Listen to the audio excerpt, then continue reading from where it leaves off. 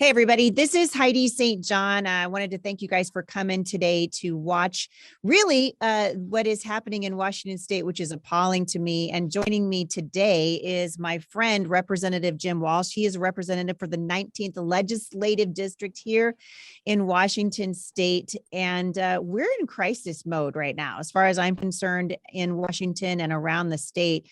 And Jim, you went to work today at the Capitol, as you always do. And something crazy happened to you. What happened? Yeah, my pass key that lets me into my office at the Capitol didn't work. I couldn't get in the building, and I went over and checked. I work in one of the office buildings next to the legislative building, the Dome. So I went over to the Dome to see if my pass key, which normally gets me in everywhere at the Capitol, would work there. It didn't work there. I was completely shut out of the buildings, and this is because the state house in Olympia has made what they call an interim policy that anyone who hasn't presented COVID shot papers can't get into the buildings in the Capitol. And it is not a governor's edict like so much of what we're living under is here, but it's something more disturbing. It's the legislative branch and really just a few members of the legislative branch, because the entity that made this interim policy is called the Executive Rules Committee. And it's a group of only about 6 or 7 legislators, primarily the Speaker of the State House in Olympia and some of her supporters, that make these decisions about policy. So the legislature didn't vote on this. The governor was not involved in it. But it follows the kind of the spirit, and it's not a good one, of what the governor's been doing and shutting people out of their jobs and firing people from their jobs. And it's really disturbing because the legislative branch is supposed to act, of course, as a check and balance on the executive branch. And when we've got a governor who's sort of hot-footing it around the state, making stuff up as he goes, the legislature is supposed to be a check on that. It's supposed to say no to that, push back against it. Instead, the Speaker of the State House in Olympia is following the governor, and that's a terrible thing. So who are these people? I mean, what are their names? What are the names of the people that are doing this? So you're saying it's the Speaker of the House. And, to be fair, in Olympia right now, we have a Democrat supermajority. You can't reason with these people. They don't want to work with anybody except for themselves. And if they don't, if we don't give them what they want, they'll take their toys and go home. But this is way beyond. Now, I mean, you don't look sick to me, Jim. Are you sick? Luckily, Heidi, I am not sick. Is it up for debate? Well and ready for action. So you went to the State House in Olympia, and because you don't have the papers, please, you don't have your papers, they locked you out of your office. You are an elected state representative. This is wrong. So who do we call out for this? Well, the Speaker is a representative like I am, but just in a more powerful position. Her name is Lori Jenkins. That's Jinkins. She represents a district that is primarily Tacoma, Washington. Mm-hmm. And she is an attorney by training, but is a kind of true believer about COVID alarmism, mm-hmm. and really thinks that COVID is like Ebola and is going to kill half the population. And she lets that kind of emotional fear, in my opinion, define her policymaking. And it's kind of interesting, Heidi, too, because in a recent state Supreme Court decision that involved the Public Records Act and some kind of technical points of how legislators have to make their papers, emails, work papers, public under the Public Records Act, which is our state's version of the Freedom of Information Act, FOIA. The state Supreme Court said it had to find a way to apply the Public Records Act to the legislature, which had exempted itself from the Public Records Act. And the way that the state Supreme Court came up with to do that was they said the legislature isn't an agency of the government. Every individual legislator is an agency. So all of us in the legislature are essentially our own Department of Commerce or Attorney General's office or whatever for the purposes of the Public Records Act. But there was a silver lining in that, and that each of us legislators is an independent thing. We are supposed to kind of run our own policies and make our own decisions about things like this. So Speaker Jenkins' interim policy, locking some of us out of the buildings, certainly runs against the spirit of that state Supreme Court decision, which said each of us are kind of our own thing and in charge of our own dealings. So I think she, although she's a lawyer and a smart woman, I think she may be on some thin ice legally here with this interim policy that she's put forward. So when they ask you for papers, what do they want? Oh, it was clearly delineated, a vaccination card, as many people have seen, CDC issued but done in each of the 50 states, or a similar piece of paperwork from the Washington State Department of Health, or a couple of other versions. But basically, members of the legislature were supposed to provide this paperwork to the office of the counsel to the state house, which is an attorney who gives legal advice and ethics advice to members, and but basically works for the speaker. The Speaker of the House has incredible power, Heidi. This is true back in DC, and it's true in Olympia, particularly with picking staffers. The Speaker is able to hire the counsel to the House. The Speaker is able to hire the clerk of the House, another kind of high-level bureaucrat. So she could hire a bunch of yes men that she knew would do what she wants them to do. And this is why people say politicians are corrupt. This is why people are so angry. This is why we're watching incredible overreach from Governor Inslee and now from the Speaker of the House in Olympia. And I can only assume that there are other people, Jim, that didn't have their papers this morning when they went in.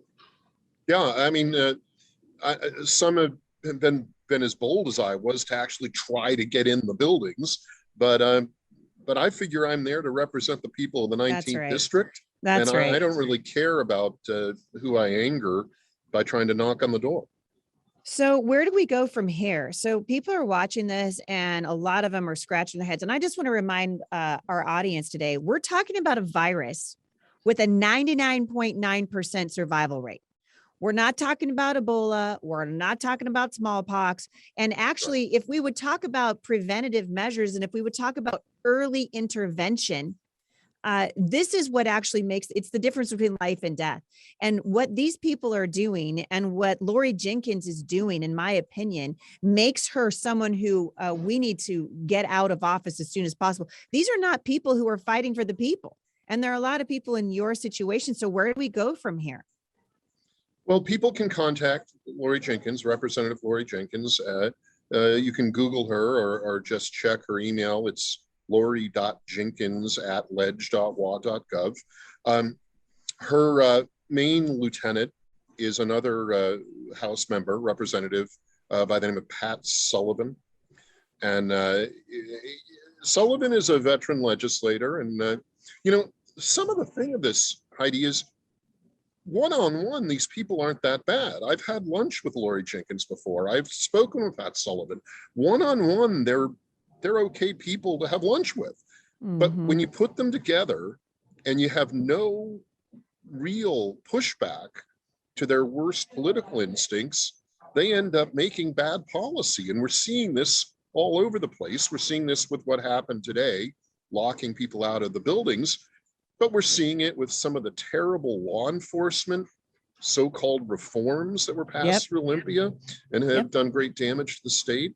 And you see it back east in DC with some of these crazy spending schemes that they push through.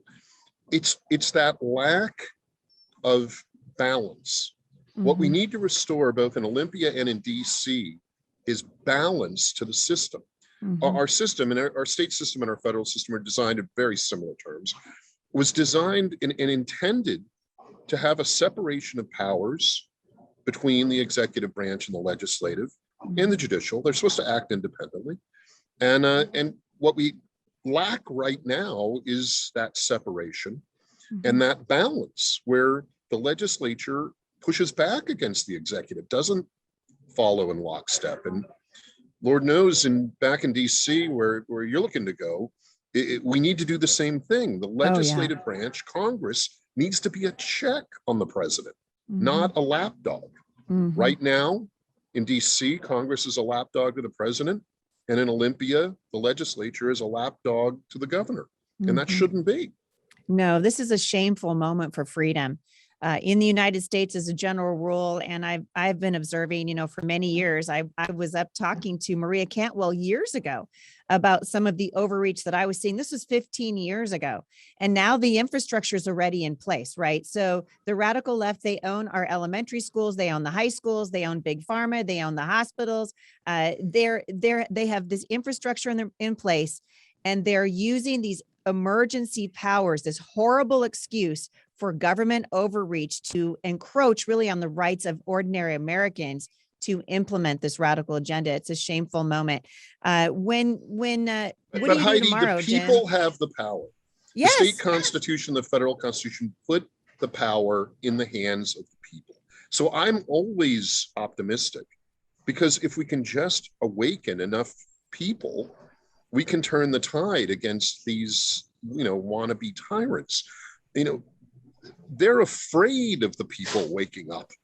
We're for the people waking up. And I believe the people will wake up and will push back against this stuff. When you say the people need to wake up, and you and I are in complete agreement on this, what does that look like, Jim? For all the people that are listening to you going, well, I don't know what to do. I've been waving flags on the interstate. What does it look like beyond that? Well, if you're waving flags on the interstate, you're already awake. That's what right. you need to do is talk to people who aren't. Talk to your brother or your sister, your mom or your dad, your cousin, who works a job, runs a business, and says, I don't have time for politics. I don't want to get involved. It's toxic. It's divisive. I don't like getting involved in politics. What we have to do is convince those good people that they can't afford to not get involved in politics. And you don't have to eat it, drink it, live it, sleep it all 24/7, but you do have to pay attention, and you do have to speak up from time to time. And Heidi, we're seeing this all around our state, particularly right now at the school board level, where ordinary moms primarily, some dads too and others, but mostly moms are getting activated and running for school board, which is a great, great thing. And I'm hoping that school board activity we're seeing this fall is the beginning of a wave of ordinary people who don't consider themselves political, certainly aren't conventional politicians, but are good people with common sense and spirit who get involved in the political process. That's great to see. Yeah, it is. And we need them. I mean, this is a government of the people, by the people, and for the people, and it won't function without the people. Without the people, we get these elected bureaucrats and people who stay in there for literally generations. And then we wonder what in the world happened. And I so appreciate your voice. What are you going to do tomorrow? Are you going to try to go back to work tomorrow? Oh, well, I spend a lot of my time in district driving around talking to people anyway. Do. So tomorrow is one of those days. As far as the Capitol situation goes, we're going to look at some legal options. There may be some kind of lawsuit because, as I said, some of the state Supreme Court analogous rulings have held that we're all independent kind of free agents and shouldn't be, following that logic, shouldn't be subject to some kind of rule.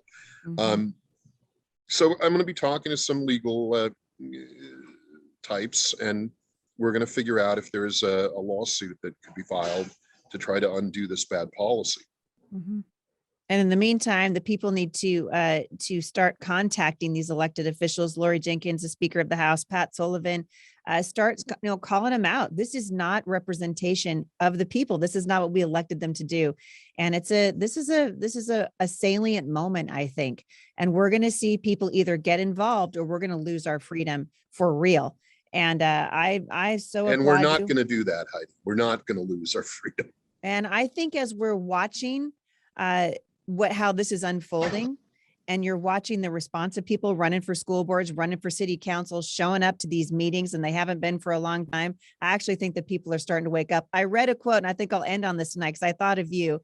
This is Edward R. Murrow. I can't believe I'm even quoting him. Go little whatever. He says, "We must not confuse dissent with disloyalty. We will not walk in fear of one another. We will not be driven by fear into an age of unreason. If we dig deep in our history and our doctrine and remember that we are not descended from fearful men, not from men who feared to write, to speak, to associate, and to defend causes that were for the moment unpopular." I thought, man, what has happened to the press? Where's Edward R. Murrow? We need him today. We need him right now. We need him right now. We need you too, Representative Walsh. You really are a voice for the people and a voice for reason and for encouragement. And I'm hoping that people watching this will start contacting our represented officials. They need to hear from the people. This is a government of the people, by the people, and for the people. And you, my friend, are one of the best representatives of the people, a true voice and a champion. And every time you get on Facebook Live, I'm like, there he goes. Look at him go. Look at him go. So thanks for keeping us involved. Where can people keep up with you online and kind of follow the story as it unfolds? I have a pretty big presence on Facebook. You can look at Jim Walsh on Facebook. You can also go to either my official legislative website, which is representative, the whole word spelled out, jimwalsh.com, or to my more political website, which is electjimwalsh.org. That one's a .org. You can just Google me. I mean, lots of stuff turns up. Most of it. Should we not believe everything we read? Some of it not so bad. Right. Well, Heidi, as I've said 100 times, you're a warrior. Keep it up. Keep pushing. And bring spirit and common sense to our system. Thank you. Well, I think we're trying. Now's the time. We're doing this for our kids, right? And for our grandkids. And this is the time. Jim Walsh, you are a treasure for the state of Washington, particularly for your legislative district, but also for the United States, a stalwart, defender of freedom. And I greatly appreciate you taking the time today. Thank you so much. It sounds like it might be dinner time, so we should go have dinner. It is. Well, it's always dinner time in our house. That's right. A lot of kids. Mine too. Thank you, my friend. Let's talk soon. Talk soon, Heidi.